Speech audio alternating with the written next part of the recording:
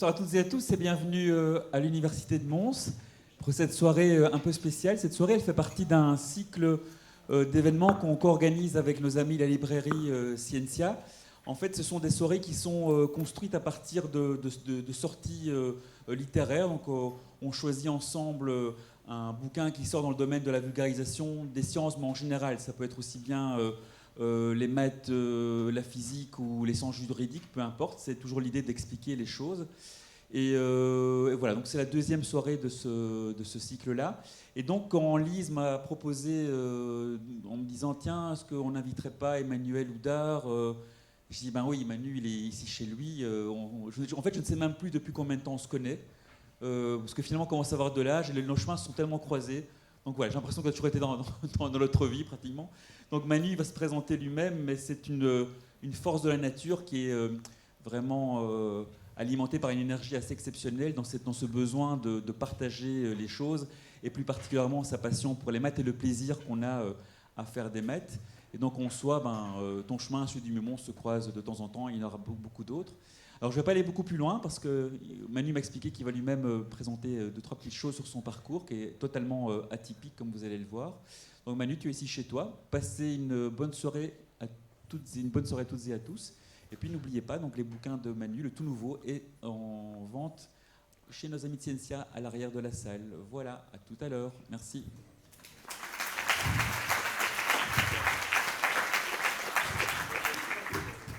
Bonsoir et merci Francesco pour cette introduction. C'est vrai que ça fait déjà quelques années. Alors, peut-être que si ça va un peu fort, la régie va faire le nécessaire pour baisser. Je pense qu'au moins tout le monde m'entendra. Par la porte ou par la fenêtre, ces mathématiques, vous allez en tomber amoureux. Si ce n'est peut-être déjà fait, peut-être que ce soir, le public est déjà conquis par les mathématiques. Alors, avant d'aborder le sujet qui nous rassemble aujourd'hui, c'est vrai que, petite présentation. Merci Francesco pour cet accueil si élogieux. Je suis chez moi, je suis encore intimidé par l'Umon. C'est vrai que c'est ici que j'ai fait mes études.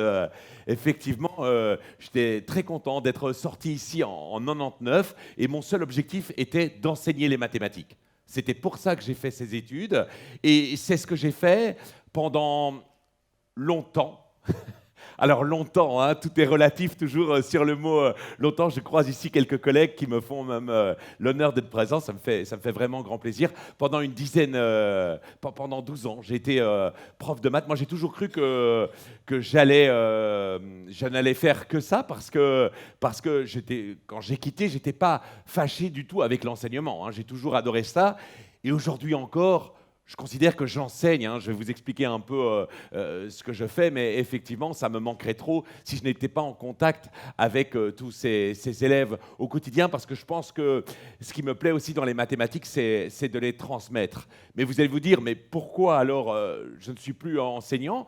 En fait, assez vite, en 2003, j'ai fondé une asso de soutien scolaire qui s'appelait l'ASBL Entraide, parce que ça va sûrement vous surprendre. Parce que moi, ça a été un choc. Quand j'ai commencé à enseigner, ça a été un vrai choc de voir que tous les élèves n'aimaient pas forcément les mathématiques. Ça vous surprend parce que jusque-là, on est baigné dans les études entre gens qui aiment la même chose que vous. Et puis là, effectivement, et j'avais la chance, moi j'ai enseigné au collège de La Berlière, c'est pas loin de Hatt à Autun, pardon. Et j'avais des élèves vraiment, des très chouettes élèves, effectivement. C'est juste que voilà, effectivement, ces mathématiques, déjà, je m'en suis aperçu. Donc, j'ai fondé une association de soutien scolaire. Et puis là, je me suis dit que c'était pas mal, mais c'était un sparadrap. Et donc, ça m'a amené à créer la Maison des Maths, qui était pas très loin, que peut-être certains ont connu ici, qui était un endroit dans lequel le leitmotiv était de bousculer le regard sur les mathématiques. Et puis, par la suite, je me suis dit, la Maison des Maths, c'est bien, mais il faut y aller. Et moi, mon ambition, ça a été toujours de porter les mathématiques là où elles ne sont pas. Et c'est comme ça que j'ai débuté en 2018 mon show, Very Math Trip, qui est finalement le show par lequel, en tout cas c'est sûr que c'est le show qui m'a fait le plus voyager, c'est mon activité qui m'a fait le plus voyager. J'ai eu la chance d'être au Théâtre Royal de Mons l'année dernière, peut-être que certains ont pu le voir, et dans ce show, dans ce spectacle, je parle d'un show, mais c'est un spectacle, je suis au Festival d'Avignon avec ce spectacle depuis maintenant 6 ans, et à chaque fois, quand j'arpente les gens, comme c'est le cas au festival, la surprise, c'est des mathématiques dans un festival de théâtre, des maths au théâtre. Bah oui, parce que les maths, elles peuvent se raconter. Et c'est ce qui m'a donné envie même d'écrire aussi toujours un seul sujet. On pourrait croire que c'est pas mal d'activités, mais il n'y a qu'un seul fil conducteur, c'est de servir les mathématiques. Francesco a fait une présentation assez élogieuse, effectivement, et je t'en remercie. On me dit parfois à la sortie d'un spectacle, bravo, merci pour ce que vous faites. Mais en fait, moi, je ne suis que l'ambassadeur des mathématiques. Si vous trouvez que ce que je fais, si vous trouvez que le livre est formidable, c'est parce que les mathématiques le sont. Enfin, moi, je n'invente rien, je fais que les raconter. Et donc ici, il y a un nouveau livre qui vient de sortir. J'en avais un ancien, effectivement, qui était le premier, qui porte le même nom que mon spectacle, Verimatrip, mais dans lequel moi je raconte des mathématiques. Alors ici, je vais parler forcément plus à propos de ce nouveau livre. Il y a peut-être une question. Je suis sûr que certains se posent la question, et je suis sûr, moi je dirais moitié-moitié. La moitié se pose la question, et la moitié a la réponse. Allez, soyez honnêtes, à main levée, qui dans cette salle se demande pourquoi est-ce qu'il y a 42 anecdotes? Ouais, presque un peu moins que la moitié, effectivement. Bon, il y en a qui se posaient peut-être pas du tout la question. Et qui a la réponse dans cette salle? Qui sait pourquoi exactement 42 anecdotes? Moi, je reconnais déjà des geeks dans la salle, effectivement.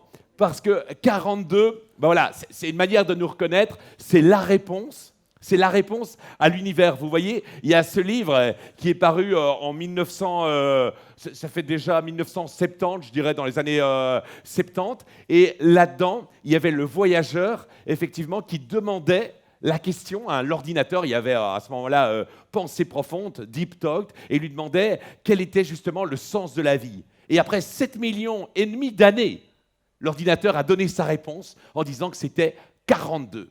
Bon, alors, ceux qui sont passionnés par ce roman, pour vous dire la façon de penser de l'auteur, il déclare que c'est une trilogie en 5 volumes. Voilà, ça vous dit déjà effectivement la façon de passer de Douglas Adam, et c'est une référence, voilà. Finalement, 42, si vous ne connaissez pas l'anecdote, ça passe crème, comme on dit. Et si vous la connaissez, eh ben, en fait, vous vous dites « Ah, ouais, il y a une petite référence, un petit clin d'œil pour moi. » Et je commence avec cette petite introduction parce que finalement, le livre, il est conçu de cette façon. Vous allez voir, je vais en parler, mais à l'intérieur de ce livre, évidemment, il y a plein de choses. Je me suis fait plaisir, c'est un bric-à-brac dans lequel je vous raconte des choses, mais surtout dans ce livre, beaucoup de ces histoires ou de ces dessins même peuvent se lire à 2 niveaux. En fait, un premier niveau de lecture pour celui qui découvre le sujet pour la première fois, et comme on dit, c'est les easter eggs, hein, vous voyez, des petits clins d'yeux comme ça pour ceux qui connaissent un peu les choses, et donc qui vous permettent peut-être de relire plus tard ce livre. Voilà. Donc dans ce livre, un bric-à-brac, voilà. Je me suis dit, je vais écrire sur des sujets qui me plaisent, et donc j'ai pas du tout fait table des matières. Ça, je l'ai fait à la fin, après avoir pris tous les sujets. Je me suis dit, bon, allez, pour vous guider peut-être dans la lecture quand même, si vous en avez besoin, comment je pourrais un peu organiser ça. Et donc, c'est vrai que dans les mathématiques, ça s'est fait naturellement, hein. Il y a là-dedans des anecdotes sur l'histoire des maths, exactement. Il y a des sujets qui sont vraiment des problèmes mathématiques.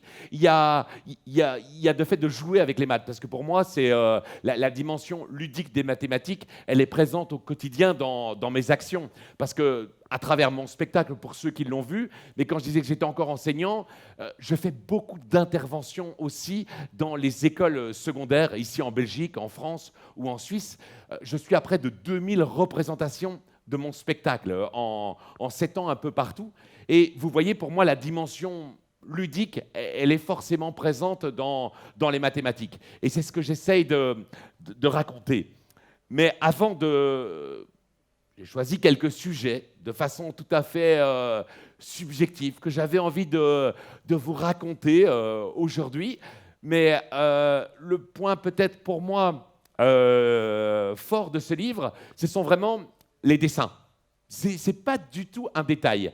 Quand les éditions de Book m'ont contacté, qu'on a décidé qu'on allait faire un livre, je savais que ce livre, je le voulais avec des dessins. Et ici, j'en ai choisi un parce que, vous voyez, les dessins, ils peuvent se prendre individuellement, se lire, mais à chaque fois, c'est ce que j'appelle un dessin pédagogique. Et pour ça, j'ai collaboré avec un autre Belge. Je suis souvent en France, donc j'aime bien évoquer la belgitude, être fier de ce qu'on fait ici en Belgique. J'ai collaboré avec Olivier Piernet, qui est un Verviétois, donc pas juste ici à côté, il ne pouvait pas être là ce soir, effectivement, et qui est plutôt dans le dessin politique. Vous l'avez peut-être vu dans Sud Presse, hein, pendant très longtemps, il a illustré, vous allez peut-être reconnaître son trait, et ça fait presque déjà 4 ans que moi je collabore avec lui. Je collabore plutôt en termes, la première fois que je l'ai apostrophé, c'était pour collaborer en fait sur des dessins de communication. Bon, vous voyez, j'ai des réseaux, hein, et on aime bien raconter ce qu'on fait, et donc comme je fais des tournées, par exemple quand je vais au Mans, je lui avais demandé, vous voyez, de me faire un petit dessin un peu à propos quand je suis au Festival d'Avignon. Ben voilà, ça c'est Olivier. Ça me permettait juste de communiquer. Récemment, j'ai jamais cru que ce serait possible, mais j'ai eu au mois de septembre le plaisir d'aller jouer mon spectacle à Tahiti. Et donc, Olivier m'avait remplacé le collier de fleurs traditionnel par un élément qui me caractérise plus. Mais vous voyez, ces dessins, ils peuvent être divertissants. Et je me suis rendu compte, où j'ai eu envie de tester, et finalement l'écho a été très bon, que ces dessins, ils pouvaient aussi apporter autre chose qu'un divertissement. Et la première fois que je m'en suis rendu compte, c'était pour mes cartes de vœux. En fait, je me suis dit, ah ben là, j'allais tenter quelque chose. Vous voyez, ça, c'était ma carte de vœux de l'année 2025. Et on peut se dire, oh, bon, elle est sympathique, on voit Manu, peut-être enthousiaste, mais non, si c'est un dessin de carte de vœux, effectivement, il cachait une dimension mathématique. Alors, qui ? Ah oui, parce qu'aujourd'hui, si vous pensiez être venu en se disant, bon, moi, je vais m'asseoir et écouter, alors, ce n'est pas du tout mon style. Donc moi, je vais vous apostropher à plusieurs fois, et comme je sais qu'à Mons, vous êtes sympathique, vous n'allez pas me laisser dans l'embarras. Donc, qui a une idée du concept mathématique que j'ai voulu illustrer derrière ce dessin? Tu t'appelles Jean-Louis. Jean-Louis, quel âge? 16 ans. Tu as hésité sur ton âge. Je ne sais pas si ça démarre bien ou mal. Jean-Louis, 16 ans. Selon toi, quel est l'aspect mathématique qui est illustré? C'est une multiplication. Une multiplication? Ah, attends, on a peut-être un micro même qui... Ben oui, on en a un, et peut-être j'avais pas pensé à ça, mais attends, comme ça tout le monde va bien t'entendre. On me fait... C'est celui que tu as utilisé, Francesco? Ah voilà, Jean-Louis, je te le passe, vas-y, dis-moi. C'est une multiplication des chiffres non nuls. Attends, des nombres non nuls. Parce que Des nombres. chiffres, vous connaissez la différence, je suis désolé, là je ne peux pas laisser passer, mais merci. Merci parce que, vous voyez, cette conférence, il y a des choses que j'ai prévues. Peut-être que je pourrais faire un peu de choses que j'ai prévues, et on verra, mais là, c'est l'occasion, puisque Jean-Louis, tu me parles de chiffres, et c'est quoi la différence entre chiffres et nombres? Alors en chiffres, c'est un symbole qui représente un certain nombre. Ouais, exactement. Quand j'ai parlé Donc, parce que puisqu'on utilise la base... approche le micro un peu plus soin. Puisqu'on utilise la Ouais. base décimale, j'avais parlé de chiffres pour dire qu'il n'y avait que les nombres de 1 à 9. D'accord. Donc, attends, juste, je précise pour tout le monde, mais là, c'est excellent ce que tu as dit. Effectivement, donc, parce que parfois, on me dit que c'est facile, au-delà de 10, c'est des nombres, et en dessous, c'est des chiffres. Au-delà de 10, on est bien d'accord, c'est tout le temps des nombres. Ce qui est compliqué, c'est que 6, c'est à la fois un chiffre et une valeur. Ça dépend du contexte. Si je dis que devant moi, il y a 4 personnes, et que je parle de la valeur 4, je parle bien du nombre 4.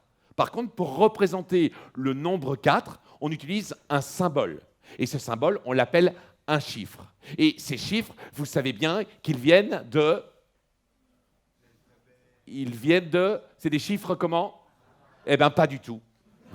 Eh bien, pas du tout. Non, mais grâce à Jean-Louis, on peut embrayer. Effectivement, je comprends. On dit que c'est des chiffres arabes. Je le dis, à mon avis, à chaque fois, c'est la même chose. Je comprends Je comprends pourquoi on parle de chiffres arabes, c'est un fake, mais ça s'explique parce que ce sont les Arabes, quand la culture arabe est venue au Moyen Âge, en fait, en Occident, eh bien, on s'est dit, ah oui, ça, les Arabes, ils font comme ça, c'est génial, ce sont leurs chiffres. Sauf que 600 ans plus tôt, les Arabes, eux, ils avaient été en Inde, en fait. Et les chiffres qu'on utilise, eh bien, ce sont des chiffres indiens. Bon, sachez-le, comme ça, on rend à César ce qui appartient à César. Et donc, attends, on va pas s'éloigner. Il faut que je fasse attention à mes digressions. Donc, Jean-Louis, ces nombres-là, ils représenteraient quoi? Parce que là, je ne suis pas sûr de t'avoir bien compris.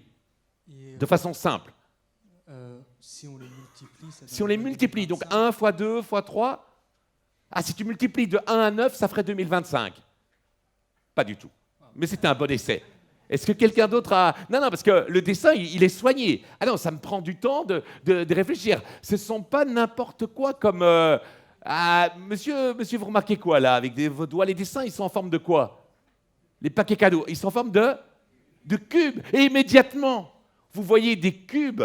Enfin, je ne sais pas, moi, quand on me dit cube, je ne vois pas le jouet. Ou alors, j'associe le cube du jouet à quoi? À quelle opération mathématique?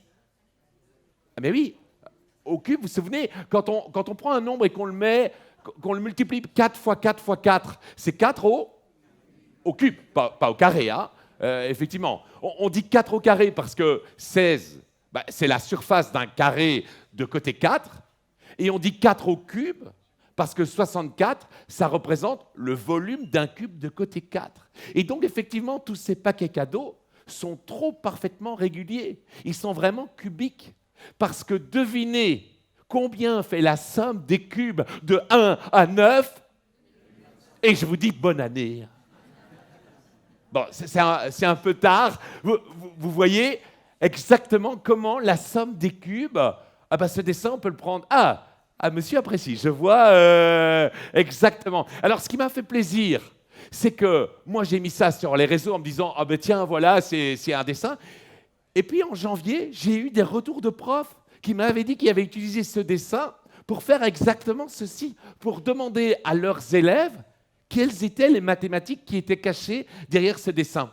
Et je pense que ça, pour moi, ça a été un déclic, de se dire, mais avec le talent d'Olivier, avec l'humour de ses dessins, la caricature de mon personnage, eh bien peut-être qu'on peut justement faire passer quelques notions mathématiques. Alors là, je suis déjà en train de réfléchir à ma carte de vœux de 2026, mais j'ai mon idée et je n'avais rien dévoilé. Mais par contre, c'est ce que je vous propose. Peut-être ce soir, justement, de partir donc d'un dessin, voilà, du livre que j'ai choisi. Alors, la bijection a parlé, tous les moutons sont bien rentrés. En fait, ce dessin-là, il est présent pour illustrer que ça va vous surprendre, mais on savait dénombrer bien avant de compter. Ce que je dis, c'est très puissant, hein, parce que dénombrer, ce n'est pas la même chose que compter. Compter, c'est mettre des noms, 1, 2, 3, 4, 5. Mais le berger, il ne savait pas combien il avait de moutons. Mais quand il partait en transhumance, il fallait que pour le propriétaire, il revienne avec autant de moutons que ce qu'il avait au départ. Et donc, c'est là qu'on trouve l'origine du mot calcul. Parce que calcul, ça vient du latin calculi. Est-ce que quelqu'un a déjà eu un calcul rénal et se souvient de la douleur? On me fait oui. Et un calcul rénal, c'est un caillou. C'est pour ça qu'on porte le nom. Effectivement, c'est un caillou. C'est malheureusement assez douloureux. Et dans ce bocal, effectivement, ce qui est symbolisé, ce sont des cailloux. Parce que c'est exactement comme ça que le berger dénombrait le nombre de moutons qu'il avait. C'est simple, vous ouvrez l'enclos, il y a un caillou, il y a un mouton qui sort, il y a effectivement un caillou qui sort de votre bocal, exactement, ils partent tous, et quand ils reviennent, il faut qu'il y ait autant de cailloux. C'est comme ça la première abstraction, finalement, des choses. Et ça, c'était très important, sauf qu'à l'époque, ils ne se doutaient pas que ce dénombrement allait être à la base d'abord d'une querelle légendaire entre mathématiciens et d'un problème toujours actuel Ça c'est assez incroyable. Alors là, donc, je voudrais vous parler, quand je parle de cette discorde, je voudrais parler de cet Allemand, Georg Cantor, en fait, un Allemand qui malheureusement va sombrer dans la dépression, comme beaucoup de mathématiciens. Comme beaucoup de mathématiciens, et particulièrement dans les logiciens. Les logiciens, effectivement, c'est ceux qui ont été le plus un peu... Il y a un film que vous avez sans doute vu qui n'est pas du tout biographique, hein, qui s'appelle... qui s'inspire de l'histoire de John Nash. Oui, exactement, ça va me revenir. Je vois qu'on me fait signe, c'est un vieux film. Un homme d'exception. Merci, excellent, un homme d'exception, eh bien, dans lequel le personnage principal, qui est un mathématicien, sombre dans la folie. Et c'est ce qui est arrivé à plusieurs mathématiciens, effectivement. Mais Georg Cantor, le problème, c'est qu'il avait raison et il s'est disputé avec son ancien professeur, qui s'appelait Leopold Kronecker. Vous voyez, j'ai particulièrement aimé cette photo parce qu'on voyait qu'il était brouillé. Oui, j'essaye de faire dans l'humour aussi. Bon, alors, vous voyez, donc, Georg Cantor et Leopold Kronecker, lui, c'était son professeur, et donc, en tant que professeur, il avait beaucoup d'impact, et c'est vrai que, malheureusement, il a participé ardemment à la nuisance qui a été causée à notre ami Georg Cantor. Alors, pourquoi est-ce qu'il y avait cette nuisance? Eh bien, écoutez, moi, je vais commencer par vous poser une question simple. Voici un ensemble A dans lequel il y a des éléments. Enfin, il y a des nombres, 2, 4, 6, 8, 10, et un autre ensemble B, dans lequel il y a d'autres nombres, les multiples de 10. Premier est multiple de 2, j'ai enlevé le 0 dans chacun des deux cas. On a les multiples de 2, on a les multiples de 10. Alors, écoutez bien ma question, on va faire un vote, à main levée. Je pose d'abord ma question, on fera le vote après. Hein. Ma question, c'est, dans quel ensemble est-ce qu'il y a le plus d'éléments? Est-ce que c'est dans l'ensemble A, qui sont les multiples de 2, ou est-ce que c'est dans l'ensemble B, qui sont les multiples de 10? Maintenant que tout le monde a bien compris la question, à main levée, qui pense qu'il y a plus d'éléments dans l'ensemble A? Ah, c'est bien, hein, c'est bien. Il y avait des doigts qui se sont levés, puis ils ont failli s'abaisser, ils sont restés. Qui pense qu'il y a plus d'éléments dans l'ensemble B? Et là, j'ai un problème parce que je fais rapidement le nombre de doigts, donc pardonnez-moi cette question, mais qui ne comprend rien? C'est que le début de notre rencontre. Hein. Il y a à peu près autant qui ont dit A que de B. Les autres, ils sont restés un peu pacifiques. Et Catherine, tu dirais? C'est le même nombre, effectivement. Bonne réponse, applaudissements pour Catherine, je vous dirais. Voilà, excellent. Catherine, ancienne collègue, qui sait que le dièse n'est pas un hashtag, mais représente le cardinal. Et donc, on dit que le cardinal de A, donc il y a autant d'éléments dans l'ensemble A que dans l'ensemble B. Autant d'éléments. Et là, je vois des sourcils se froncer.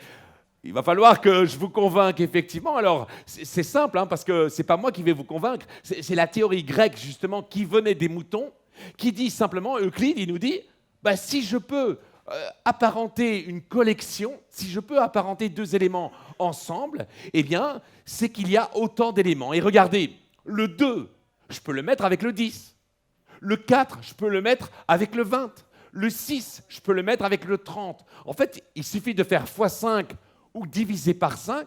Donc, vous n'arriverez pas à trouver un élément. Si vous me dites, par exemple, dans l'ensemble A, le 22. Hein, le 22, avec quoi tu le mets? Ben, le 22, je le mets avec le 110. Exactement, vous voyez?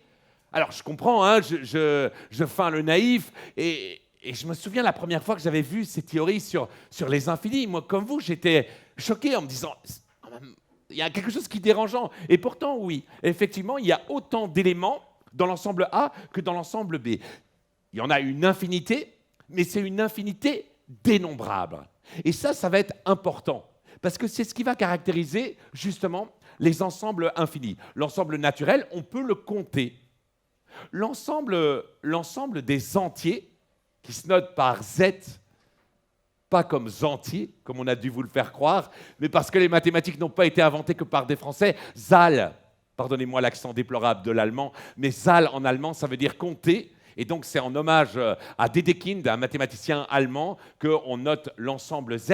Ben, même chose, l'ensemble Z Vous voyez, on peut commencer avec 0, puis 1 moins 1, 2 moins 2. Monsieur, donnez-moi un nombre, celui que vous voulez. 12. Eh bien, à un moment donné, il va arriver dans ma collection. Si je fais 1 moins 1, 2 moins 2, 3 moins 3, 4 moins 3, même si monsieur m'avait dit 1258, on va y mettre du temps. Mais le temps n'est pas un problème pour les mathématiciens, sachez-le. On va y mettre du temps, mais on va arriver à 1258. Vous ne parviendrez pas à trouver un nombre que je ne citerai pas dans mon dénombrement. C'est pour ça qu'on parle d'infinité dénombrable. Et donc le mathématicien, il adore creuser et aller un peu plus loin comme ça, en se disant, bon ben alors je vais prendre l'ensemble d'après, qui sont les ensembles rationnels. Q comme quotient, exactement. Q, l'ensemble des quotients, je vous l'ai mis, ce sont tous les nombres qui peuvent s'écrire sous forme d'une fraction. Ah, dénombrable ou indénombrable? À main levée, qui pense que l'ensemble des fractions est dénombrable? Ah, il y en a qui pensent que c'est indénombrable. Ah, c'est pas mal. Alors, parmi ceux, c'est facile, quand on a une idée, ceux qui pensent que c'est indénombrable, je ne peux pas leur demander de justifier parce que justement, c'est compliqué de justifier qu'on ne peut pas. Par contre, je vais demander, je ne sais pas, je ne me suis pas encore positionné, parmi ceux qui pensaient que c'était dénombrable, est-ce que quelqu'un peut m'expliquer comment faire alors? On a peut-être ici, décidément, on a Nathan, c'est bien ça, hein? Nathan. Il y a des fractions, c'est composé de deux nombres entiers. Deux nombres entiers. Donc tu veux dire qu'une fraction, ça peut s'écrire du style A sur B? Oui. Et vous voyez, avec l'expérience, je devine même... Non, mais n'oubliez pas, je suis mentaliste. Je peux même deviner ce que vous allez dire. Et effectivement, une fraction, ce sont l'ensemble des nombres qui peuvent s'écrire sous forme A sur B. D'accord? Avec A et B entiers. Oui? Donc on pourrait compter un demi, un tiers, un quart, et continuer de compter comme ça. Et ça c'est intéressant, Nathan. D'une deuxième manière. Attends. Ça c'est super intéressant ce que tu dis là. Parce que Nathan, il nous dit, on n'a qu'à compter un demi, un tiers, un quart, un cinquième, et tu t'arrêtes quand? À l'infini. Ah, donc tu t'arrêtes jamais. Donc un 127e, un 128e, et dans ta liste, quand est-ce que je vais avoir deux tiers?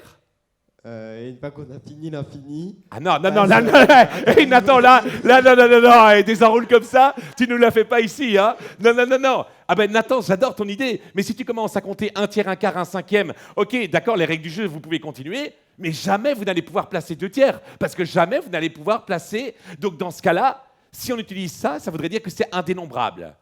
Or, l'ensemble des rationnels est dénombrable. C'est justement notre ami Cantor qui a trouvé une façon de pouvoir les compter. Est-ce que quelqu'un d'autre a une idée? Ah, excellent. Est-ce qu'on peut peut-être faire passer le micro? Là, c'est super. Là, je me croirais presque en spectacle, parce que je vous assure que pour moi, l'exercice aujourd'hui est un peu plus périlleux qu'en spectacle. On prépare un peu plus les choses en amont. Il faut venir la journée, on règle les lumières. Mais je sais ce que je vais dire. Là, aujourd'hui, l'exercice est très différent. Donc, pardonnez-moi mes errances. Madame, votre prénom? Clémentine. Clémentine, dites-moi. Alors, je dirais en l'écrivant différemment, avec l'écriture décimale. Avec l'écriture décimale. Donc, allez-y. Dites-moi, par exemple, en listant. Comment on les listerait? Vous commencez comment? 0,1. Ah, 0,1. Mais alors, Clémentine, avant 0,1, il y a 0,01.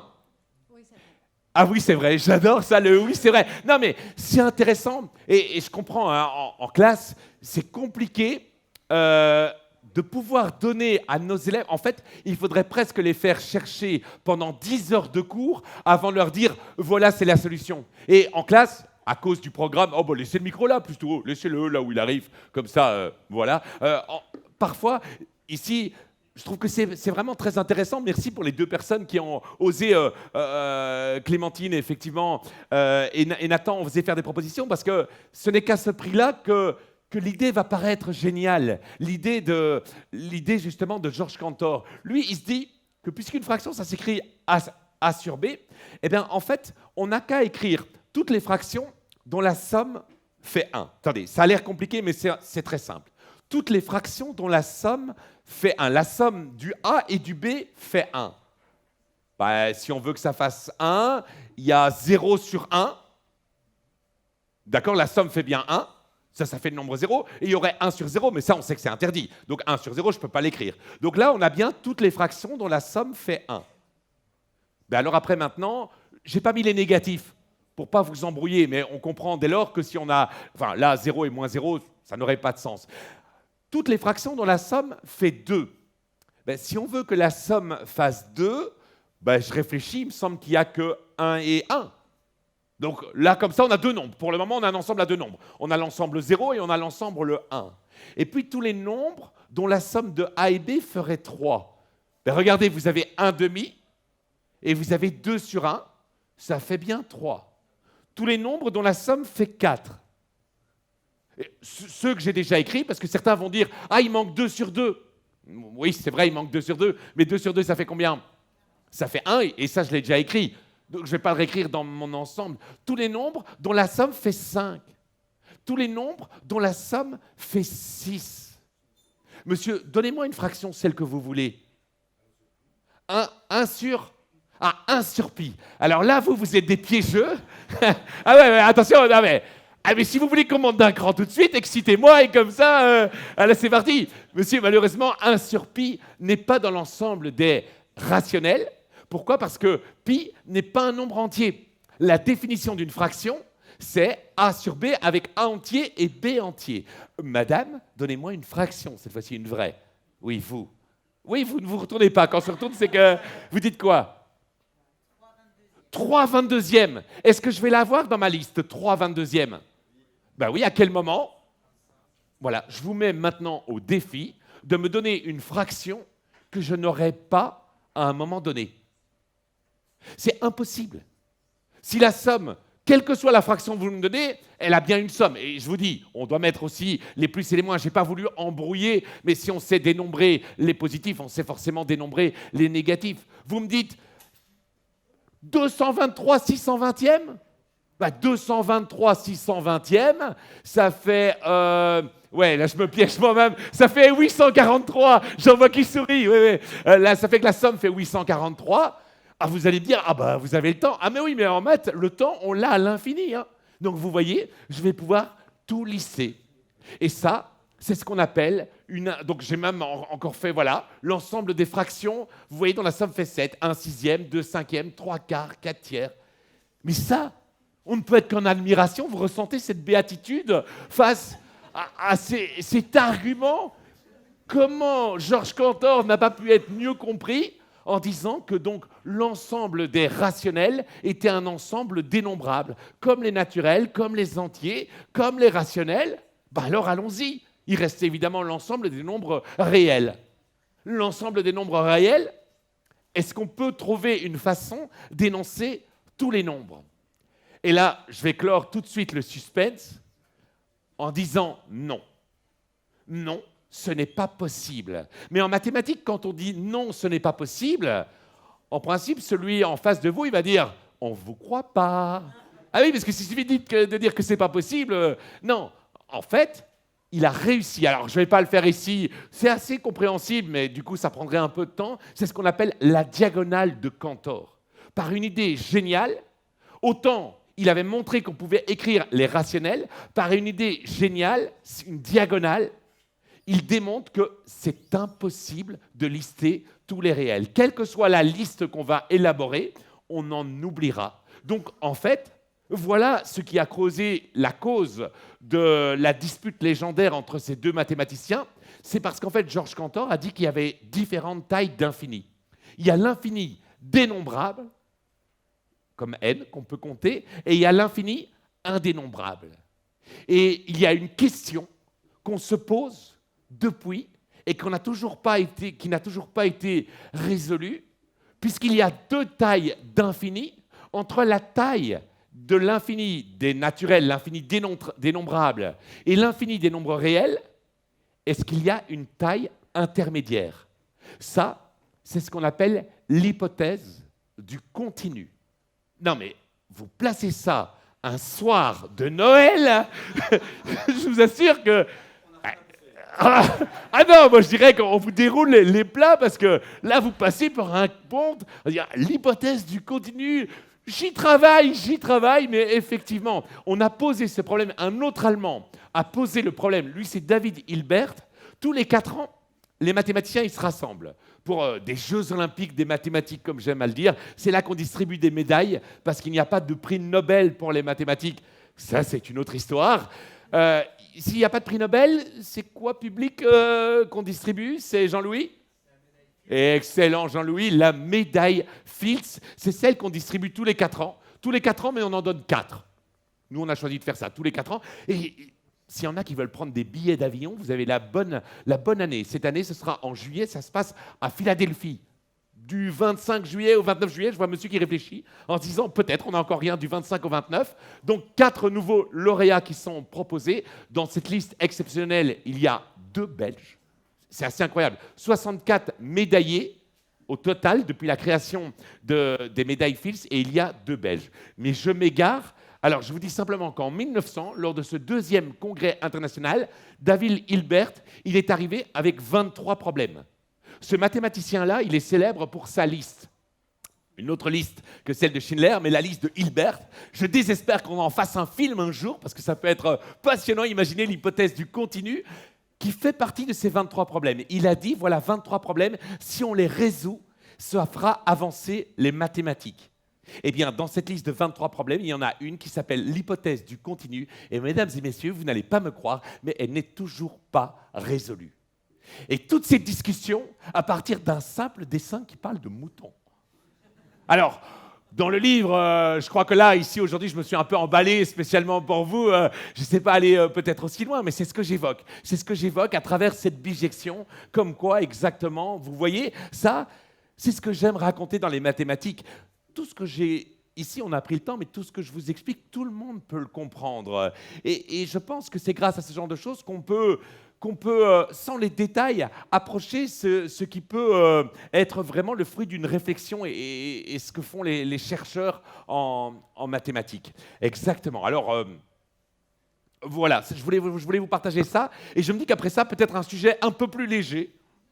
Exactement, mais un sujet que vous pourrez aussi placer au Nouvel An. Allez, n'abusez pas, hein, n'abusez pas. Si à Noël, vous avez déjà parlé de ce fait-là, on pourrait parler de ceci au Nouvel An, par exemple. J'adore ce dessin. Pour moi, c'est mon préféré, effectivement, d'abord parce que je trouve qu'il est très beau. Il y a un tas de détails, effectivement.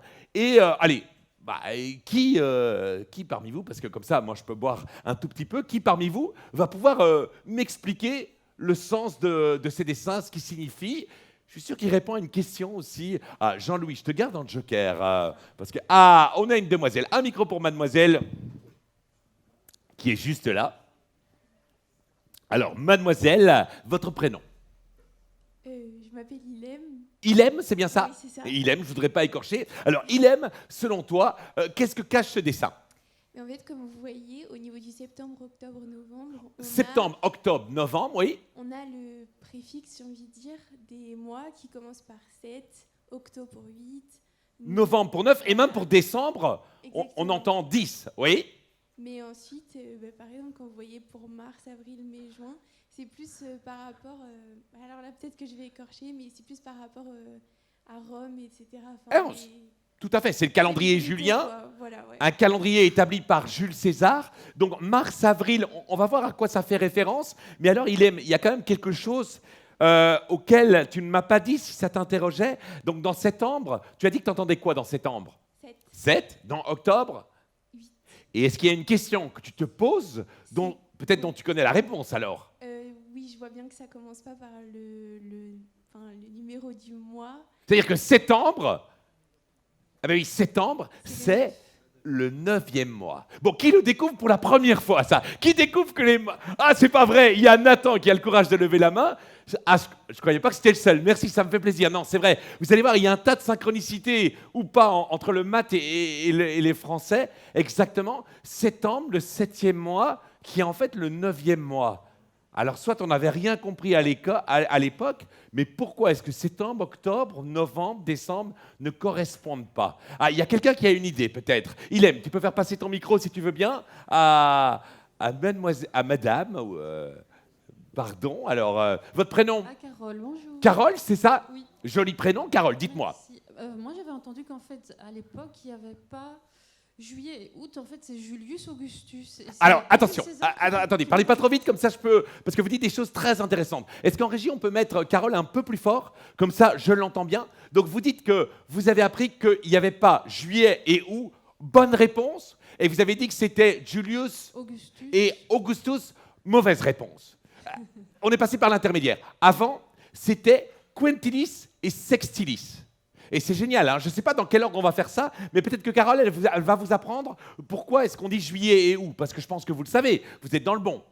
Ah ben non, du coup, moi, on m'avait dit que c'était Jules César qui est arrivé, qui avait dit on va mettre ça au milieu parce que ça lui rendait honneur, mais non. Ah Voilà. oui, exactement. Donc attendez, je vais reprendre dans l'ordre. Exactement. D'abord, sur ce dessin, vous voyez, on peut le comprendre, on peut voir, au départ, dans le calendrier, on pourrait en parler longtemps du calendrier, mais pendant longtemps, il n'y a eu que 10 mois, puis en fait, on a rajouté des mois, on a rajouté janvier et février, pour que justement ça corresponde aux saisons. Ça, c'était le calendrier avant Jules César. Eh bien, ça débutait en mars.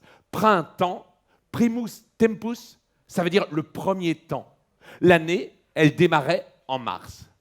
Et si vous savez maintenant que l'année démarre en mars, eh bien, en fait, ça paraît tout à fait logique que septembre, en fait, le 7e mois de l'année. Mars, c'est le dieu de la guerre. Évidemment, c'était Hilem qui avait dit que, effectivement, Mars, dieu de la guerre. Avril, c'est Aprilis. Aprilis, ça fait penser, ça vient de apérire. Immédiatement, quand on me dit apérire, je pense à apéro. Et apéro, c'est quoi? Apéro, c'est ouvrir. Ben ouais, l'apéro, c'est ça. L'apéro, c'est vous ouvrez le repas. Et en fait, effectivement, le mois d'avril, c'était l'ouverture de la nature. Vous voyez, tout simplement. Donc, et là, Olivier, je trouve qu'il a soigné le détail de ses dessins, exactement. Alors, je ne sais pas le nombre de lecteurs, ça me désole, qui vont passer à côté, peut-être de ça, en disant « Oh, le joli dessin, pourquoi ?» Mais c'est la déesse de la fertilité, Maya, Junon, déesse de la fécondité et du mariage. Et il n'y avait que ces 4 mois-là qui étaient nommés. Après, c'était Quintilis, donc 5e mois, Sextilis, 6e mois, September, October, November, December.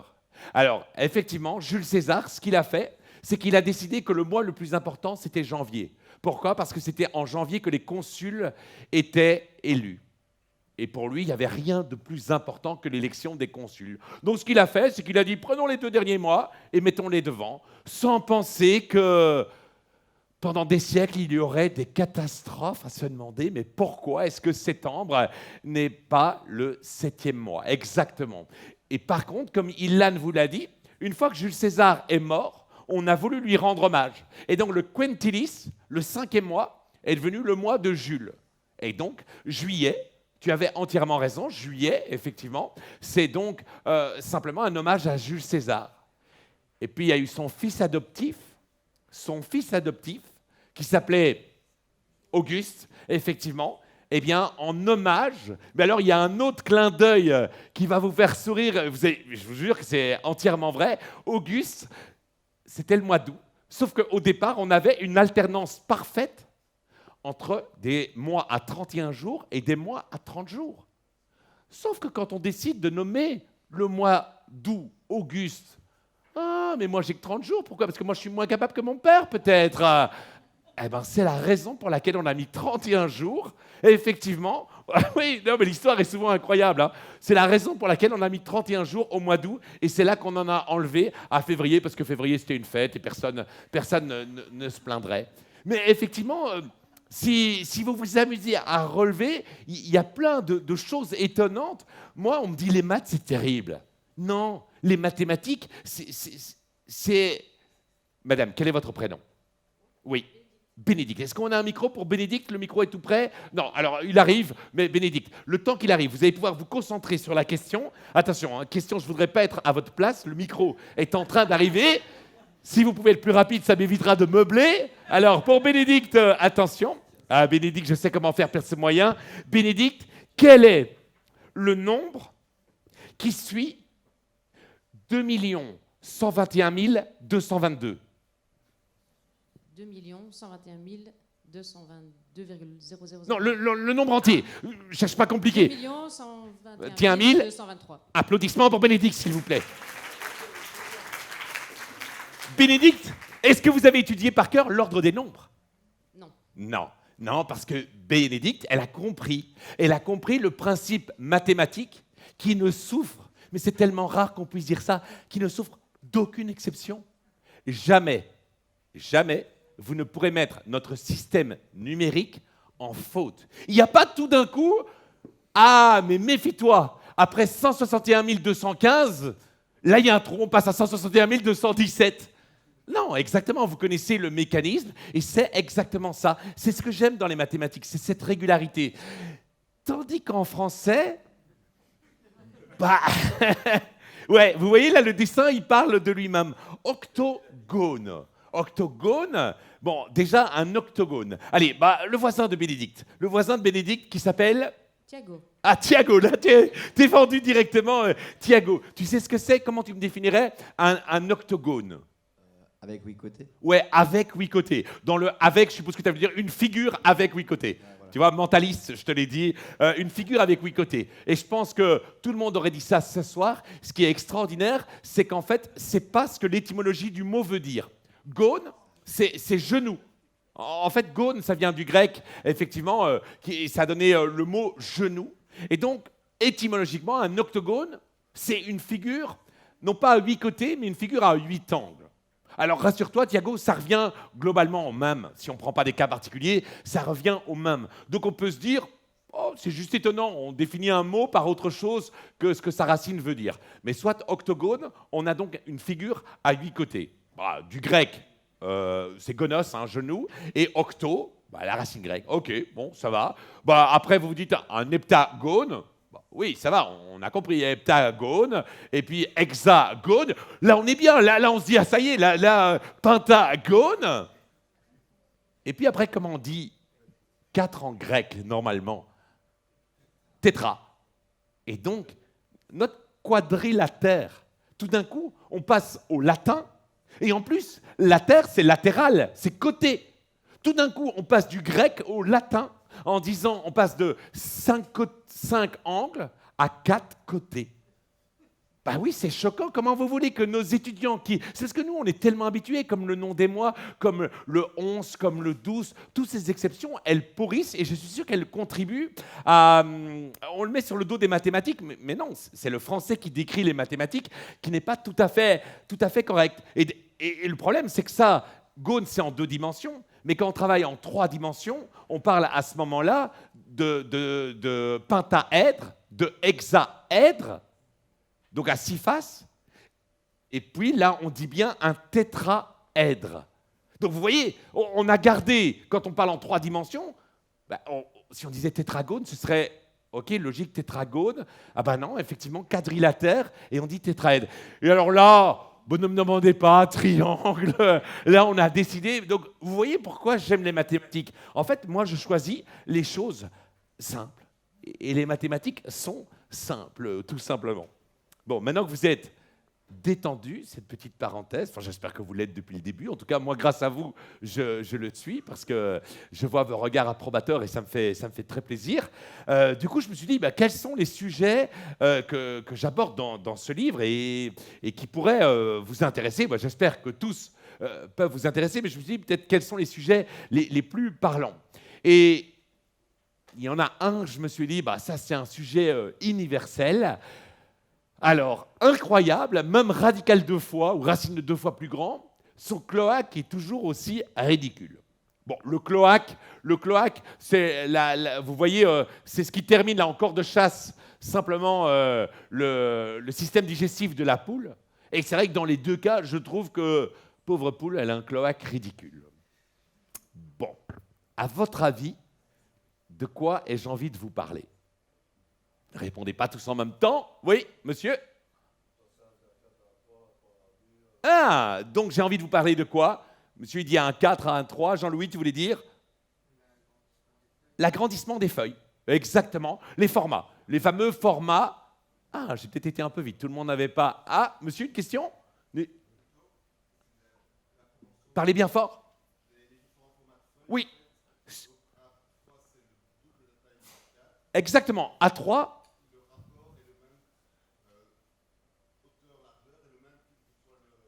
Et d'après le dessin, Excellent. Donc, je me permets de répéter au cas où tout le monde n'aurait pas entendu monsieur. C'était très pertinent. 3 bonnes réponses ici qui ont été données. Parfait. C'est effectivement, monsieur nous dit que le A3, c'est le double de l'A4, effectivement. L'A4 qui est le double de l'A5. Et monsieur, il était un peu plus loin. Là, ça me plaît la façon dont vous parlez, parce que vous avez dit que le rapport entre la hauteur et la largeur, je vais parler du rapport entre la longueur et la largeur, on peut même deviner qu'il est de combien? Je ne sais pas si vous le saviez, ça. Il est de racine de 2. Vous le saviez? Ah oui, d'accord. Mais par contre, effectivement, à main levée, qui savait que le rapport entre la longueur d'une feuille A4 et sa largeur était de racine de 2? À quelques-uns, ça me fait plaisir, mais donc j'ose croire effectivement qu'aujourd'hui, alors je regarde s'il n'y a pas une feuille A4 qui traîne sur les bancs, moi je n'ai pas pris avec moi, mais c'est pas très grave, tout le monde imagine bien une feuille A4, et effectivement le rapport il est pile de radical 2. Ah, vous avez Bénédicte, c'est une feuille A4? On peut dire que c'est une feuille A4 ça, tu penses? Ouais. Oui, si, on dirait que c'est une feuille A4, effectivement. De toute façon, le caractéristique d'une feuille A4, justement, tiens, ça voudrait dire que cette diagonale, exactement, pardon, pas la diagonale, le rapport, exactement, il vaut radical 2. Alors, est-ce que les mathématiciens sont tellement une communauté imposante qu'ils ont réussi à placer radical 2 où ils avaient envie? Pas du tout. Ben non, c'est la nature. La nature, en fait, alors il y a des choix. Il y a des choix qui sont arbitraires, et je vais vous dire les seuls choix qu'on a faits. Parce qu'il y a bien sûr radical 2, qui est quand même un peu particulier. C'est surprenant de trouver radical 2 dans le rapport entre la longueur et la largeur, mais il y a cette dimension quand même totalement improbable, entre 21 cm, que ça, on peut, admettons l'admettre, et combien? 29,7, exactement, précisément. Et ça, par contre, c'est un peu plus étonnant. Enfin, c'est étonnant si on ne maîtrise pas les mathématiques. Parce qu'à partir de ce soir, vous allez vous dire, ah ben ouais, c'est inévitable. La seule chose qu'on a choisie, et ça, vous allez comprendre pourquoi, c'est de vouloir, quand on passe d'un format à un autre, c'est que ce format ne soit pas déformé. Et encore une fois, on est tellement habitué qu'on ne s'en rende pas compte. Mais j'aurais peut-être dû prendre une feuille qui n'était pas un A4. Si vous prenez une feuille qui est simplement un peu plus longue, et que vous la pliez en 2, parce que ça c'est malin de dire qu'on passe d'un format à un autre en le pliant en 2. Mais vous ne vous rendez pas compte que les dimensions de votre feuille, elles doivent être exceptionnelles. Elles ne peuvent pas être quelconques. Parce que si vous prenez une feuille, par exemple, qui était... Je peux abîmer un peu la feuille voilà, merci. Hop, qui était par exemple comme ça, vous voyez? Si ça, je fais exagérément, et puis que vous le pliez en 2, ben vous voyez bien que vous n'avez pas du tout le même rapport entre la longueur et la largeur. Autrement dit, peut-être que le cloaque a une chance d'être moins ridicule en passant d'un format à un autre. Mais chez nous, ben, ce cloaque, il est toujours aussi ridicule. Alors, donc se dire qu'on allait garder le même rapport, ça, c'est une bonne chose, une chose que tout le monde peut comprendre. Alors, je vais vous dire ce que ça implique mathématiquement. Ben, regardez, si on passe de l'A3, longueur, largeur, ça c'est l'A4, donc pour que vous compreniez bien, vous voyez, j'ai pris le format A3 que j'ai divisé par 2 juste ici. Je ne sais pas si vous le voyez, enfin voilà, j'essaye de le prolonger comme ça, voilà. Donc autrement dit, la largeur de mon format A3, c'est devenu la longueur de mon format A4, et ma nouvelle largeur qui est juste là, c'est mon ancienne longueur divisée par 2. J'ai parié que je n'allais perdre personne sur ce schéma. Je pense que c'est le cas. Et nous, ce qu'on veut, ce que monsieur m'a dit sympathiquement, c'est qu'on veut que les rapports soient les mêmes. Et si on veut que les rapports soient les mêmes, c'est que ça veut dire mathématiquement que longueur sur la largeur est égale à la largeur divisée par l'ancienne longueur divisée par 2. Là, vous faites un peu de mathématiques que volontairement, j'ai décidé de ne pas ici, aujourd'hui, nous embarrasser avec... C'est une simple équation, hein, effectivement, en me disant que ceux parmi vous qui maîtrisent les mathématiques vont la résoudre tout facilement, et ceux qui ne la résolvent pas, ce n'est pas le plus intéressant. Le plus intéressant, c'est que vous compreniez cette équation, d'où elle vient. Et quand on la met, quand on fait notre mixture et qu'on la résout, on trouve que le lien entre la longueur et la largeur doit être de radical 2. C'est mathématique, on n'a pas d'autre choix. 1,4142 et des poussières. si on veut qu'on puisse simplement avoir un rapport qui est conservé. Ça, c'est un choix subjectif, mais qui est plutôt normal, et que de par ce choix-là, eh bien, on a ça qui est imposé. Donc, automatiquement, vous pouvez vérifier que 29,7, c'est bien 21 fois racine 2. Mais alors, inévitablement, il y a une question que j'ai envie que vous me posiez, et que vous devez vous poser à ce moment, si vous suivez, c'est d'accord de me dire, ok, je comprends le lien entre la longueur et la largeur, mais quelle est la question? Faites-moi plaisir que vous vous posez là à l'instant. Allez, qui va oser me poser cette question? Oui. Oui, merci. Merci, c'est comment votre prénom? Xavier, ça je savais que c'était un prénom que j'aimais bien, Xavier. Ça me fait plaisir. Xavier, mais oui, pourquoi 21? Est-ce que vous avez la réponse? Parce que 42. Applaudissements pour Xavier. Ah ouais, bah là... Là, c'est public exceptionnel aujourd'hui. Hein. Exactement. Ben oui, la réponse à l'univers, bon, ben on est plus tard, on en prend la moitié, bien sûr, Camoulox. Tout est possible. Il y a une deuxième, il y a une raison qui va imposer. On fait parfois des choix subjectifs, mais vous êtes d'accord avec moi que le premier choix est tout à fait rationnel. Et là, je pense que si vous étiez à la tête du département qui devait fixer les formats, vous vous êtes dit, bon, vous diriez, bon, ok, je sais que la longueur, maintenant, quel est le choix de base? Quel choix est-ce que vous auriez pu faire, là, comme ça, pour lancer vos formats? Vous auriez pu vous dire de faire quoi? Pardon, madame? Un multiple de 10 pour la largeur. C'est ça? Un multiple de 10 pour la largeur, effectivement. Et j'aurais dû vérifier, mais je pense qu'il y a le format B. Nous, on utilise le format A. C'est le format A qui s'est imposé. Mais il y a quand même 3 standards de format. Il y a le A, le B et le C. Et je pense que le format B a décidé de prendre 20 cm en largeur. Parce que 10 cm, on peut le comprendre que c'était un peu trop petit. Et que le format B a décidé de prendre 20 cm en largeur. Ça veut dire que la longueur, elle n'est pas forcément meilleure, mais on comprend pourquoi le 20 cm. Exactement. Ça, c'est le format B. Peut-être que madame, vous êtes en train de vérifier, c'est ça? Ouais, mais merci, vous me confirmerez si je ne dis pas. Je pense que le format B, ça doit être ça, il doit avoir pris le format B4. Regardez le format B4. Oh, pardon, ils ont pris 25? Ah ben, vous voyez? Donc, je ne disais pas tout à fait n'importe quoi quand même. Le format B4, ils ont décidé non pas de prendre 20, mais de prendre 25. Et ça s'explique. Mais il y a un autre choix, et c'est ce choix-là finalement qu'on a préféré conserver dans l'usage, c'est de se dire, au lieu de parler de longueur, on va parler de surface. Et ce n'est pas tout à fait idiot de penser que la surface de base, parce qu'il y a le format A4, A5, A6, mais il y a le format A4, A3, A2, A1, et il y a même le format A0. Et quelqu'un là-bas, au fond de la salle, a envie de nous dire que le format A0, qu'est-ce qu'il allait avoir comme grandeur? 1 mètre carré. Applaudissements pour ce monsieur brillant. Excellent. Et c'est exactement ce qui s'est passé. Ils se sont dit, considérons un format de départ, de telle sorte que la longueur fois la largeur est égale à 1 mètre carré. Et là, ce sont nos choix subjectifs. Mais après ça, il n'y a plus rien. Après ça, on laisse parler les mathématiques. Ça, c'est une équation. C'est 2 équations à 2 inconnus.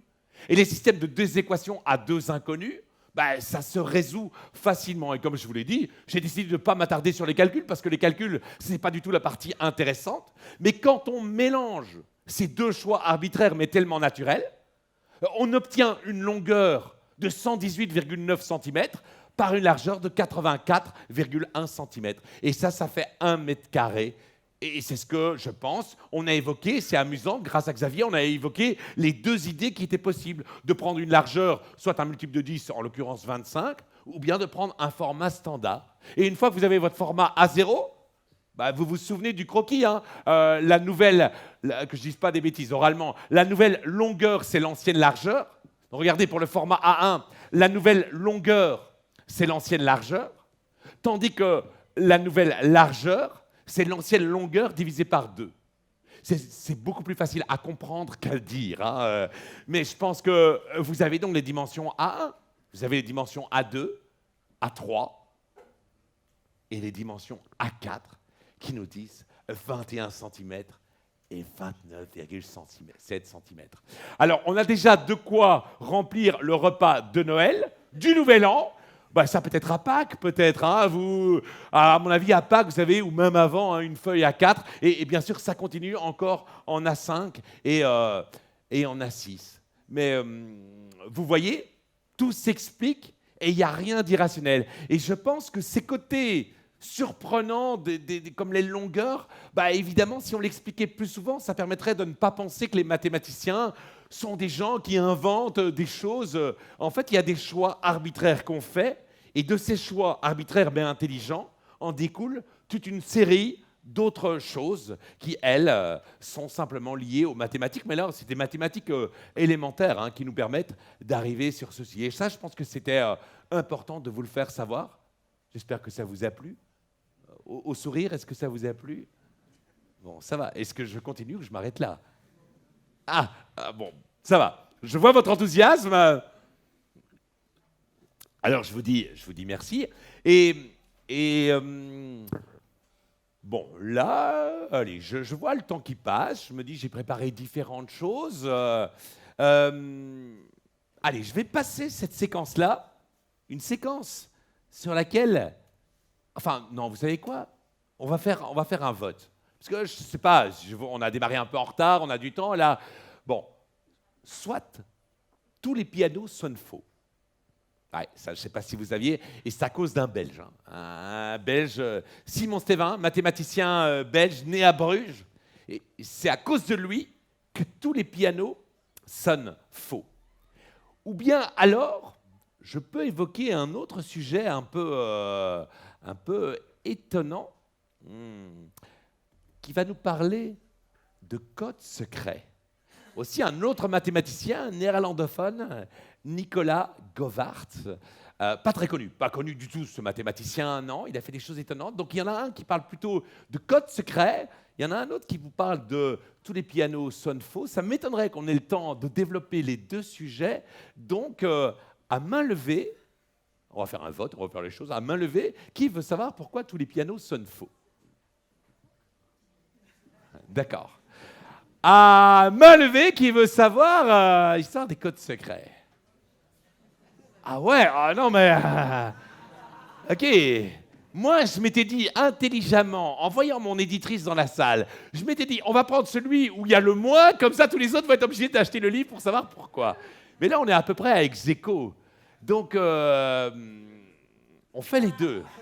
On fait les deux. Moi qui ai préparé notre rencontre, ce serait un plaisir. Mais bon, allez, puisque ça a l'air ex-aequo et que je suis sur ceci, bon, allez, je vais vous parler des codes secrets. Et puis, on verra ça. Alors, on verra ça. Mais on verra après pour parler des codes secrets. Alors, peut-être, ouais, du coup, ce que je voudrais vous dire, c'est d'abord, j'ai amené avec moi, et je vais l'utiliser effectivement, un jeu de cartes. Un jeu de cartes qui est juste ici à l'intérieur. Dans quelques instants, je vais le sortir. Mais avant ça, je voulais vous dire aussi que le jeu de cartes, c'est quelque chose de très puissant. Un jeu de cartes, 52 cartes dans un jeu de cartes. Je pense qu'il y en a peu parmi vous qui savent peut-être que le jeu de cartes est aussi un calendrier.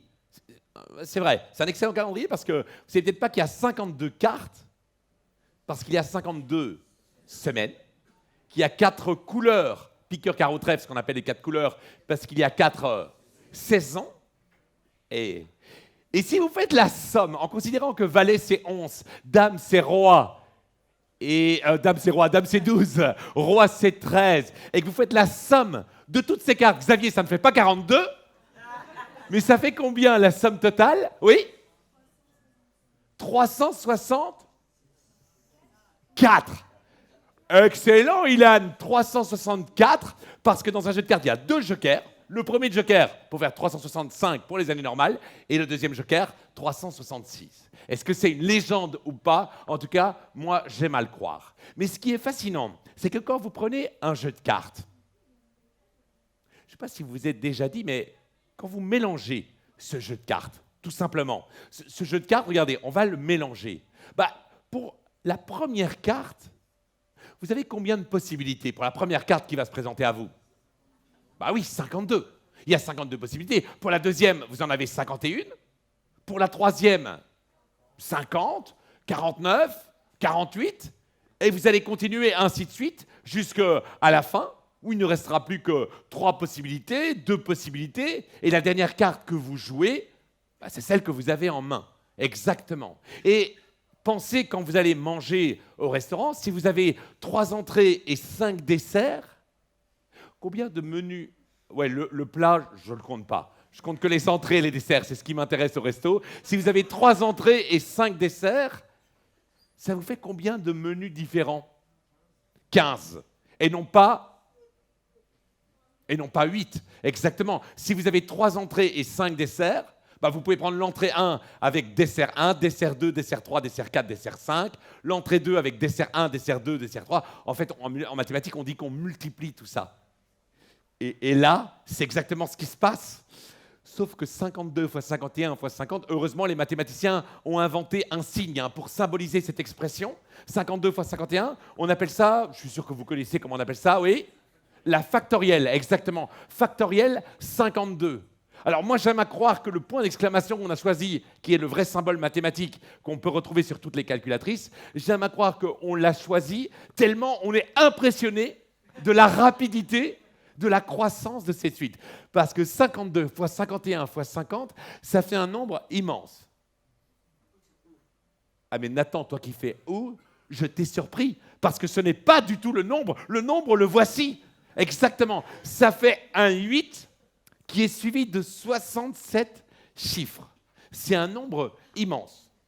Mais à un moment donné, vous savez, moi, je vous l'ai dit, ce que j'aime, c'est raconter les mathématiques parce qu'on est dépassé par la valeur des nombres. Que je mette un nombre avec 67 chiffres, 60, 41, à part si c'est sur votre compte en banque. Là, ça peut encore changer la façon dont on voit les choses. Mais là, on sait juste que c'est beaucoup. Alors moi, j'aime bien toujours trouver des exemples pertinents. Et un exemple qui, j'espère, va vous marquer, c'est si on donc ça, c'est le nombre de mélanges qu'on peut faire avec un jeu de 52 cartes. Donc, vous voyez, ça fait très grand. Mais alors, ceux comme madame, qui sont déjà en admiration devant ce nombre, permettez-moi de vous dire, si aujourd'hui, imaginez que tous les êtres humains, comme ça, j'ai arrondi à 8 milliards, si tous les êtres humains, on se sent pris d'une frénésie de faire comme ça plein de mélanges différents. Non, chacun d'entre nous fait des mélanges différents en considérant qu'on fait un mélange par seconde. On crée un désordre par seconde. C'est déjà rapide, Tac, tac, tac. À chaque fois, chacun de nous fait un désordre. Et on fait ça... Là, je vous proposerais de se mettre en place maintenant, mais si on imagine qu'on fait ça depuis le Big Bang, depuis le 14 milliards d'années, ce qui est exceptionnel, c'est qu'on n'aurait pas fini. On n'aurait pas fini, alors là déjà c'est déjà surprenant qu'on n'aurait pas fini, mais quand je dis que pas fini, on n'aurait pas du tout fini. On n'aurait pas, en fait on n'aurait quasiment pas commencé. Parce qu'on aurait fait seulement, en termes de pourcentage, de tous les mélanges possibles. Seulement. Alors vous comprendrez dorénavant pourquoi moi, quand je mélange un jeu de cartes, à chaque fois ça provoque une émotion assez incroyable. Parce que je sais que quand j'ai un jeu de cartes, c'est quelque chose vraiment de très... Alors voilà, il fallait que je vous raconte ça avant de sortir ce jeu de cartes, exactement. Et ceci dit, pour les amateurs de grand nombre, ici 52 factoriel, ouais, je ne pouvais pas résister à l'envie de vous le faire lire. Qui est... Bon, je vois, il revient en arrière, ça y est, Jean-Louis, il revient en arrière. Donc on a les millions. Après les millions, on a les milliards. Après les milliards, billions, billiards, trillions, trilliards, quadrillions, quadrillards, quintillons, quintillards, sextillons, n'ayons pas peur, sextillards, heptillons, heptillards, heptillons, octillons, octillards, nonillons, nonillards, décillons, décillards, et on y est. Comment on dit onzillons? Undécillons. Ce nombre, c'est 80 undécillons. Undécime, c'est ça qui venait de 11. Exactement. Ça, c'était juste parce que je ne pouvais pas passer à côté de vous raconter ça. Exactement. Alors, j'en reviens, parce que là, j'ai juste sorti un jeu de cartes. Et justement, vous allez voir, ce jeu de cartes, bon, bah le voilà. Hein, ok. Les cartes sont un peu grandes par rapport au nombre qu'on est, c'est pas forcément évident. Donc regardez, ce que je vais faire, c'est que je vais faire plus simple. Je vais demander à ce jeune homme de couper. Tu vois, tu sais ce que c'est couper? Vas-y, prends. C'est du A5 ou du A6 les cartes? Ah, ça c'est excellent. Qui a posé la question? Ah, allez, je vais vous donner l'occasion de couper alors. Excellent, on coupe. Allez, on prend. Ok, une belle coupe qui a été... vous voulez une troisième fois ou bien ça va? On peut, une troisième coupe, une main innocente ici, madame. Parfait, allez, hop, la coupe était franche. Donc, ce qu'on va faire, ce qu'on va tenter de faire, ah ben c'est super, là, il y a 5 personnes qui sont juste là devant moi. Effectivement, jeune homme, quel est ton prénom? Cyril. Cyril, tu vois, je passe, et à partir du moment où tu me diras stop, eh bien, on s'arrêtera et on prendra les 5 cartes à partir du moment où tu auras décidé de s'arrêter. On prendra 5 cartes consécutives, Cyril. Donc, Cyril, tu me dis stop au moment où tu veux. Non, mais tu as raison, on a le temps. C'est pas comme si on était en retard. Non, c'est toi qui décides. Tu me dis quand on stoppe. Stop, je m'arrête là. Pas une de plus, je m'arrête là. Bon, vous avez vu, je m'arrête au moment où Cyril a donné ça. Et ce que je vais faire, c'est que je vais distribuer. Attention, gardez bien la carte pour vous. Faites attention que vos voisins, ni moi, ni vos voisins ne la voyons. Exactement, je vous distribue les 5 cartes pour lesquelles on a fait stop. Vous allez regarder votre carte. D'accord? Vous allez regarder votre carte. Quand vous l'avez regardée, vous allez vous mettre debout avec votre carte. Vous pouvez la mettre pour que les gens derrière vous voient la carte. Hein, vous pouvez, surtout comme moi, je ne la vois pas, mais je vais vous demander de vous mettre debout. D'accord? Regardez-la bien. Hein, faites attention de ne pas me la montrer. Vous pouvez la tenir au-dessus de votre tête pour être sûr que les autres la voient. Comme ça, tout le monde a vu les cartes. Mais vous vous mettez debout. Hein, vous êtes debout parce que, comme... exactement. Ça va? Bon, alors vous pouvez maintenant la mettre contre votre torse. Si tout le monde l'a vu, vous la mettez contre votre torse. Vous l'avez contre votre torse. Une fois que tout le monde l'a vu, vous la mettez contre votre torse. Et restez debout. Ouais, restez debout. Parce que, attention, vous allez... Je vous l'ai dit, hein. Non, mais ça vous a marqué tout de suite quand j'ai deviné les pensées de Nathan. Mais depuis tout à l'heure, moi, il y a des flux de pensées. Alors, vous allez vous concentrer. D'accord? Vous allez vous concentrer et vous allez m'envoyer... la carte, vous allez y penser très fort. Toi, concentre-toi, parce que je vois bien que tu n'as pas envie de te concentrer, donc tu te concentres et tu m'envoies, tu penses très fort à la carte. Attention, 3, 2, 1, concentration. Non, je vous ai demandé de vous appliquer. À mon avis, il y a quelqu'un... Non, à mon avis, attendez, trop ambitieux, trop ambitieux. On va commencer par faire 2 flux. À mon avis, les flux se mélangent. Je vais demander aux cartes noires... Non, mais les cartes noires, asseyez-vous. Les cartes noires, asseyez-vous. Ceux qui ont une carte noire s'asseyent. Non, les cartes noires, ça c'est, il n'y a aucune carte noire. Donc ça veut dire, mon esprit de déduction en déduit qu'il n'y a que des cartes rouges. Hey, merci. Alors, d'accord. Ok, d'accord. Bon, bah alors on va se reconcentrer. D'accord. S'il vous plaît, concentrez-vous. Ok. C'est beaucoup plus simple. C'est beaucoup plus clair. Je pense... si je ne dis pas de bêtises, que, monsieur, c'est vous qui avez le plus grand impact mental, parce que votre carte, je pense que ça doit être un cœur, si je ne dis pas de bêtises, et je dirais que c'est un nombre assez élevé, c'est plutôt 7. Un 7 de cœur, monsieur. Si j'ai bien dit la carte, est-ce que vous pouvez vous asseoir? Oh, 7 de cœur. Merci. 7 de cœur. 7 de cœur, Bénédicte, c'était votre prénom. Effectivement. Mais je ressens que Bénédicte, elle a envie de parler avant... alors, attendez, effectivement. Ça veut dire que vous avez aussi un cœur, mais c'est un 4 de cœur que vous avez. C'est bien ça? Un 4 de cœur. Et vous qui avez essayé d'interférer, c'était un 6 de cœur. Asseyez-vous si c'est bien le cas. Et on va s'occuper de ces 2 jeunes hommes. D'accord. Attention. Ah ouais, eux, ils essayent de ouais, ce sont des cartes rouges. Ça ne surprendra personne. Est-ce que vous voulez bien vous concentrer? Vous concentrez là, exactement. Attends, tu penses à ta carte?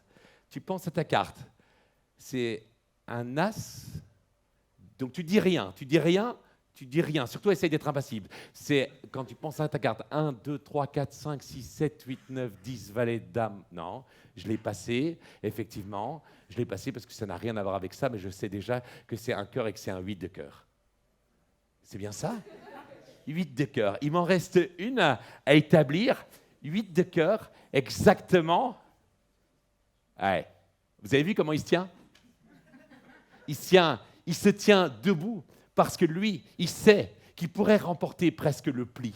Parce que la carte qu'il a, c'est celle que tout le monde décide d'avoir au poker. C'est un as. Et c'est un as de carreau.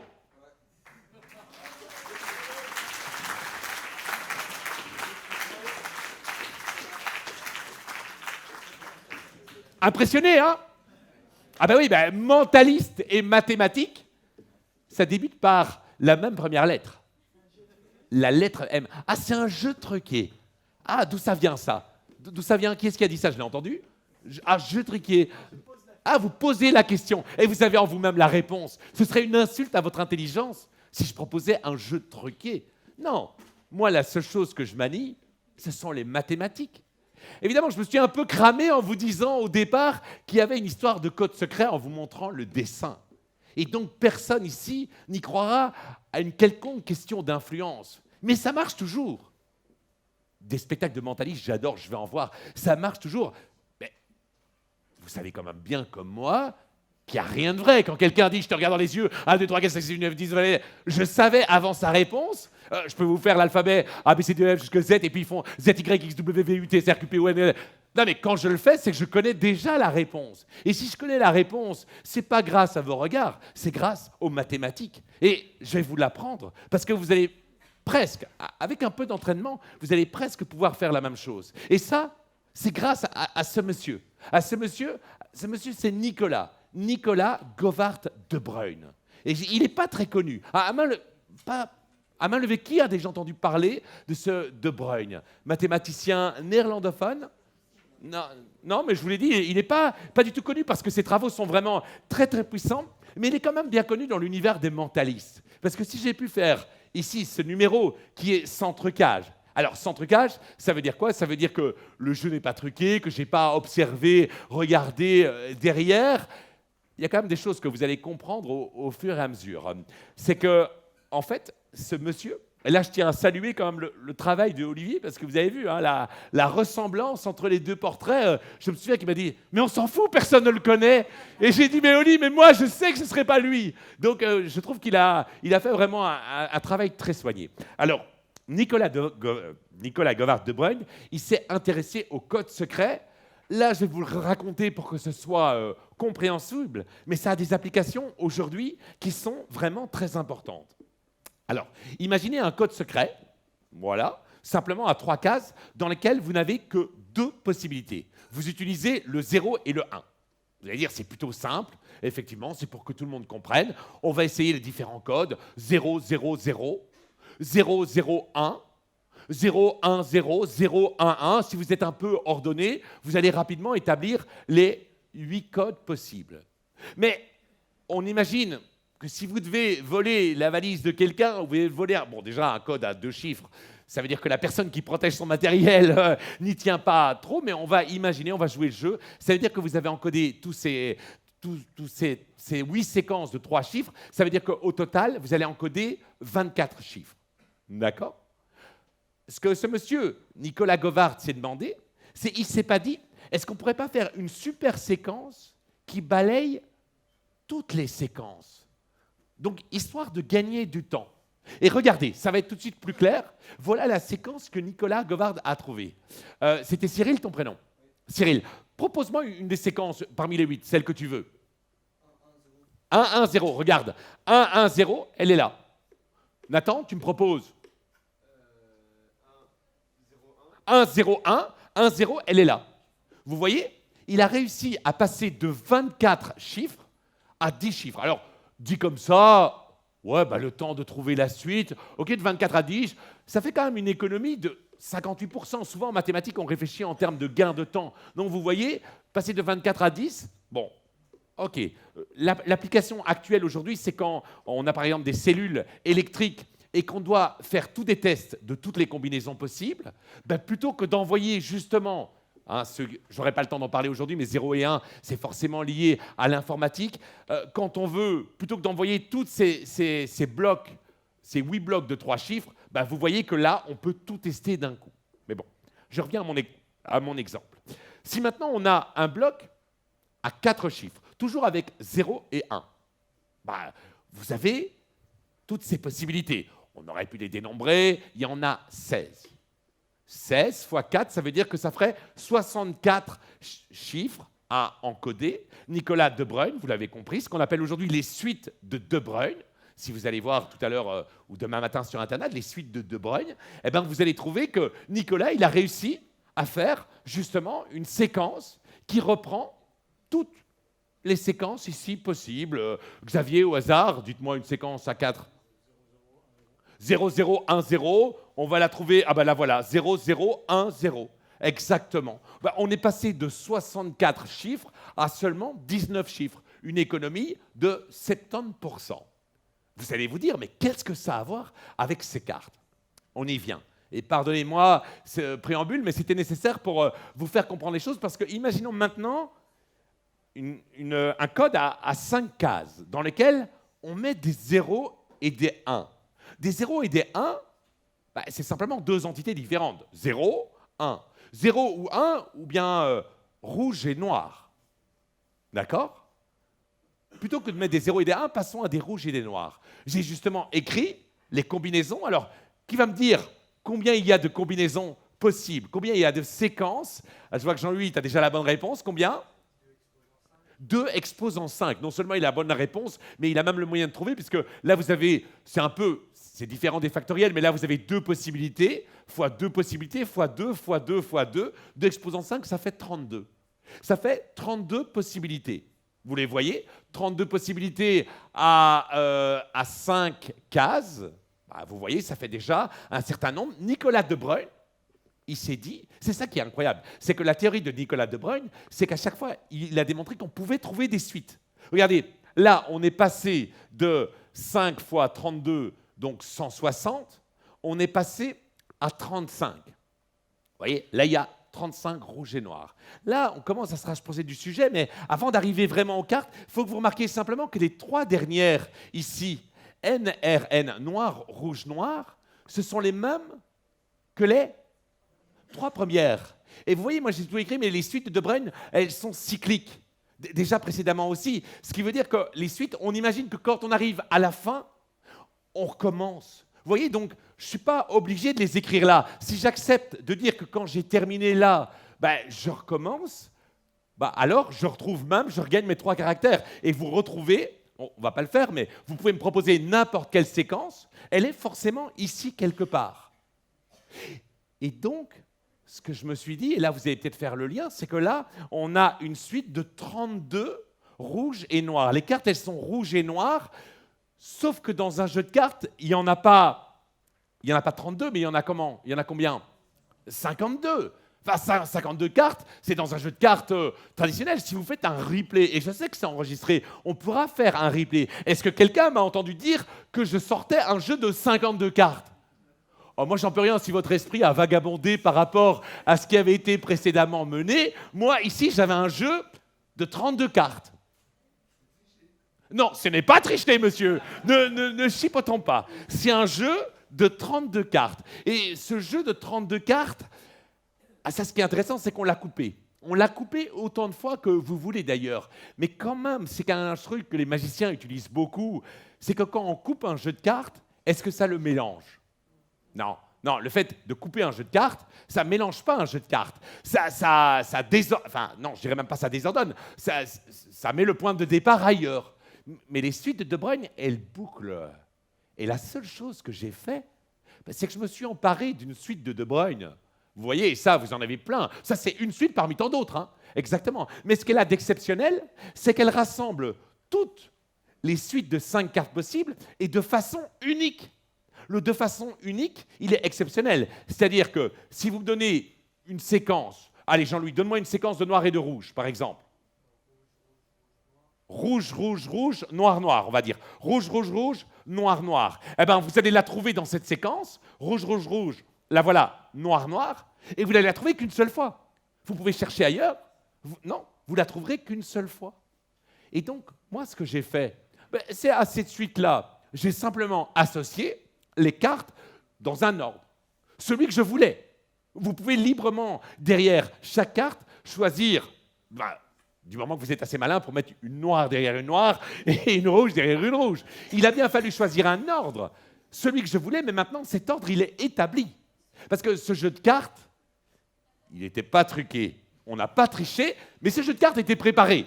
Simplement, préparé, l'ordre était préparé. Parce que bien sûr, si je le mélangeais vraiment, dans ce cas-là, je casserais ma suite de De Bruyne que j'ai patiemment construite. Mais la seule chose, ce qui veut dire, c'est que ce jeu de cartes, il est classé de façon unique,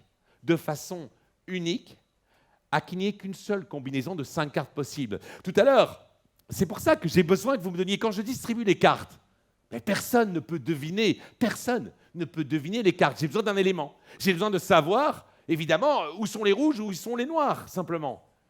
Parce que sinon, je ne saurais pas, je pourrais vous dire, de me dire rouge, rouge, noir, noir. Vous avez vu, je ne sais pas si vous avez vu, mais moi, je fais des spectacles d'habitude. Et donc, j'ai justement l'occasion de mettre...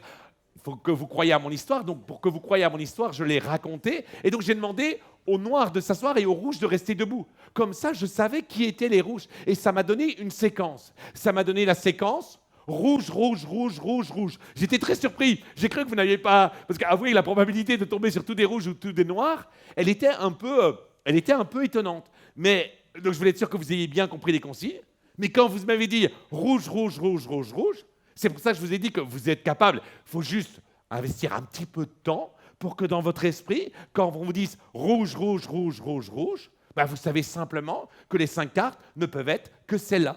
Que ce soit n'importe quelle suite que vous me donnez, regardez, à chaque fois, si je prends rouge, noir, noir, noir, rouge, elle correspond à une séquence. Alors, je vais peut-être me mettre en danger alors que je ne devrais pas et je devrais m'arrêter là parce que je pense que c'est la première fois que je fais cette expérience vraiment pour de vrai, mais allez, je vais vous montrer que ce n'était pas du pipeau. Si maintenant on fait justement attraction de tout, je vais demander à une personne qui n'a pas encore parlé de choisir une séquence. Là, j'ai le dos tourné et non... Ah, on a quelqu'un, on a un jeune homme, c'est excellent. On va te faire passer un micro. Attends, jeune homme, regarde, le micro va t'arriver. Est-ce que le micro, le jeune homme, lève bien la main? Jeune homme, lève bien la main. Est-ce qu'on peut lui faire passer le micro? Je ne sais pas où il est passé le micro. Attention, le micro. Il va nous choisir une séquence. Attention, la seule contrainte que je te donne, c'est que cette séquence, elle doit simplement se suivre. Hein, sinon, ça n'a aucun sens. Attention, je vais essayer de me concentrer parce que du coup... Vas-y. Noir, noir, noir. Attends, pas trop vite que j'entende bien en plus. Hein. Non. S'il te plaît. Noir, noir. Donc, noir. Attends, que j'intègre. Tu me dis noir, noir. Rouge, Oui. rouge. Rouge, rouge. Noir. Noir. Stop. 5. Ok. Noir, noir. Rouge, rouge, noir. Noir, noir. Attends, donc noir, s'il vous plaît. Noir, noir. Rouge, rouge, noir. Je dirais que c'est un trèfle. La première carte que tu as choisie de ta séquence, je dirais que c'est un 6 de trèfle. Est-ce que c'est un 6 de trèfle? Alors ça, c'est facile.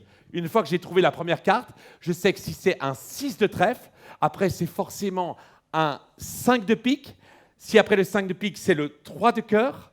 Après le 3 de cœur, c'est forcément le 7 de carreau. Et après le 7 de carreau, c'est un 6 de... c'est forcément un 6 de pique. Oui.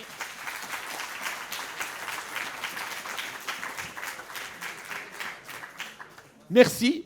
Mais si je suis honnête, ces applaudissements, ils ne sont pas pour moi, ils sont pour Nicolas De Bruyne, qui vous montre, encore une fois, qu'avec les mathématiques, on peut faire des choses étonnantes, des choses surprenantes. Il y aurait eu tellement de choses que j'aurais pu encore vous dire. J'aurais pu dire que si Johnny, par exemple, avait des tatouages, ce n'est pas un système de numération. Non, effectivement, c'est une des choses que je raconte. J'aurais pu vous parler de la loi de Benford qui montre que tous les chiffres ne sont pas distribués équitablement. Quand vous prenez un magazine, il y a plus de nombres qui commencent par 2 que par 5, que par 8. J'aurais pu vous parler du problème de Syracuse, qui est un problème légendaire, ou j'aurais même pu vous parler des lapins de Fibonacci. Ce sont tous des sujets qui évoquent des choses, mais je n'aurai pas le temps de le faire aujourd'hui. Et puis je me dis, ça vous donnera peut-être l'occasion justement de pouvoir encore parcourir. En tout cas, moi je me suis régalé de votre présence et je vous dis merci.